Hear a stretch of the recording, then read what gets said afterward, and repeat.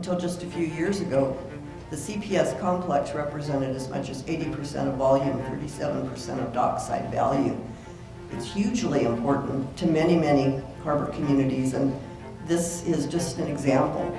This is average landings of about a few years, and 90% or more of the volume that comes across those docks and all these ports are CPS. We started this plant here 20 years ago, and sardines was a big factor for us at that time. It was something to keep going, to keep the people working and paying bills. The last 4 years, they've closed us down. We've got people that work for us that if we don't work, they leave. We used to have 150 employees in our plant. We're probably down to 60 employees now, and it's very difficult to keep them working. We've partnered with California's Department of Fish and Wildlife since 2012.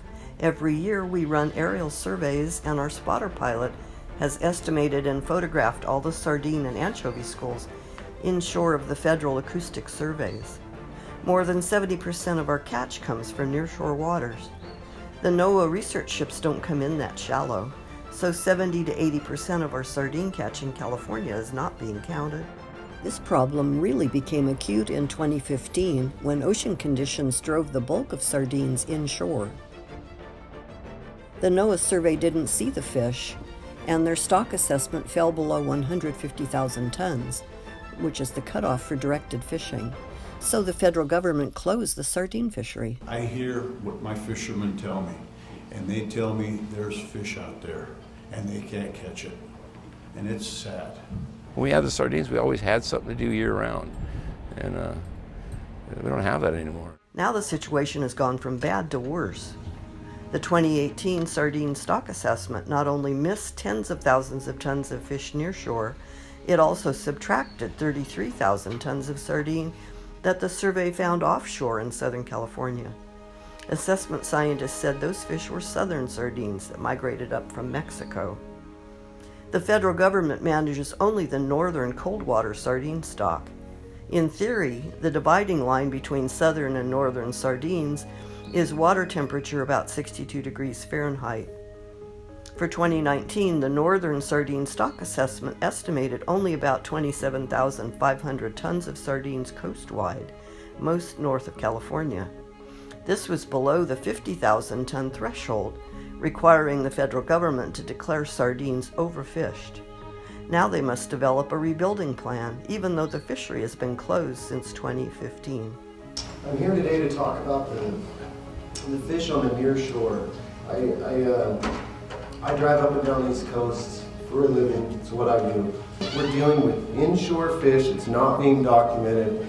And then take it a step further, we're also dealing with fish in the Southern California area that's just getting completely omitted from the stock. We've seen hundreds and hundreds and hundreds and hundreds of tons of fish here tonight. Near shore.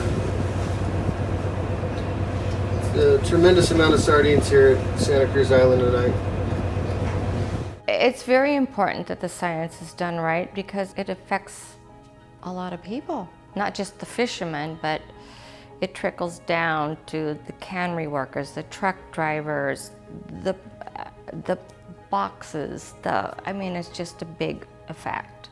Biggest misconceptions about fishermen is that they want to go out and kill every fish in the ocean. I think it's quite the contrary, that we want to make sure that stocks are managed well and that there's always going to be fish. So we elected to volunteer for this work because we understand the importance of it.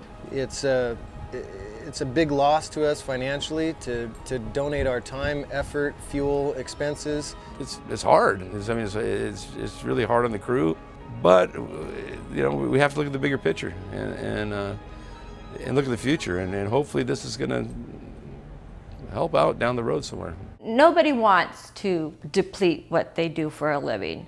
It's a sustainable fishery and we want management, we have a lot of investment, so nobody wants to deplete it, but there is still a lot of fish out there.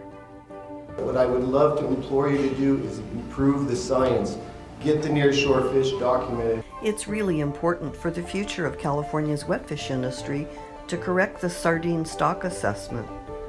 This year, besides aerial surveys, we're conducting an acoustic survey near shore that will run at the same time as NOAA's summer survey. This is our position just east of Transect 29. There's quite a few spots. Sardines this morning here. We made a sample set on this last night. Several breezers here. It's all 5-6 inch sardine. See them flipping in the water here. Count, there's one here, nice one here, but you can see inside there's a couple in there. There's another one right over here on our port side. This fish was scattered everywhere last night, and it looks like it's all schooled up here now. Actually, a little bit of volume. Yeah, and there's the NOAA boat. Background right there. They just came in here. They're kind of turned short of the fish here, but What I would love to implore you to do is improve the science, get the nearshore fish documented, and figure out a way to incorporate the Southern California stock into the stock assessment, because there's no difference between a northern and a southern sardine. It's the same stock. We don't care if they're wearing sombreros or they're up here wearing baseball caps. These are the same fish. You guys, we have to include it. Are we going to manage the resources down there, or are we going to omit it because it doesn't fit into our model? The model needs to change, the science needs to change, and I implore you to do that, because you're taking away my job and all my colleagues' job, and we've seen numerous testimony here today that the nearshore fish is there and not being documented. My grandfather, my diddy as we called him growing up, was a commercial fisherman. Then of course my dad is a commercial fisherman, so it's been a part of our family from the beginning of time. But I just love the fact that my husband is a next generation fisherman. He gets to be a part of something that is in my history, in my family, and I love that's rewarding in itself.